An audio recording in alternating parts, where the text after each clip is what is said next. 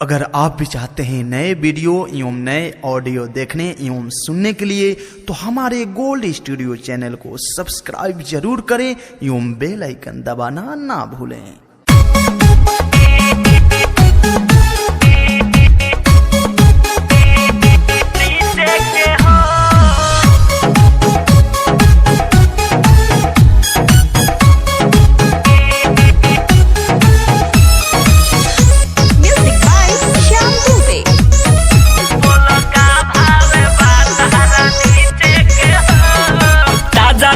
माल रसदार बड़ुए आइल बंगाल से बिहार बड़ुए। ए मैडम सुना, ताजा ताजा माल रसदार बड़ुए आइल बंगाल से बिहार बड़ुए। सभे देखल चाहता रे सुन बीचे के हो, सभे देखल चाहता रे सुन बीचे के हो।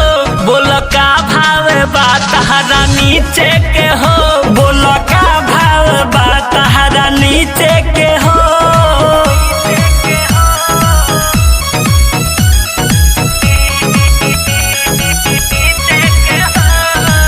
Music by Shyam Dubey.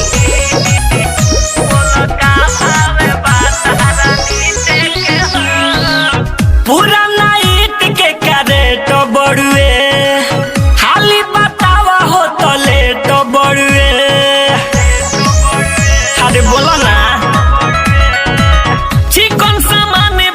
हो जाई मार रख पूजोगा के तो होई बेकार। कितना पाइले बु फोटो एकर खींचे के हो, कितना पाइले बु फोटो एकर खींचे के हो।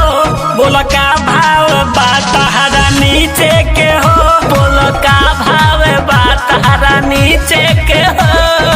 Recording by Khushboo studio Harsiddhi.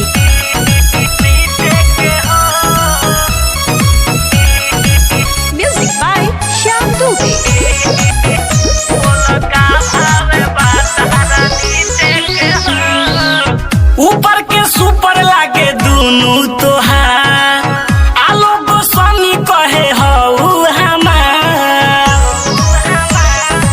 अरे बुच्ची पहले 20 साल भटके करे देते पैसा दियाई माले लागी जब बेस्ट मांगे सूरज सने ही सुन पीछे के हो।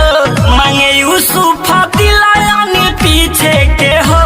बोल का भाव बात हरा नीचे के हो, बोल का भाव बात हरा नीचे के हो। ताजा ताजा माल रसदार बड़ुए आइल बंगाल से बिहार बड़ुए। ताजा ताजा माल रसदार बड़ुए आइल बंगाल से बिहार बड़ुए।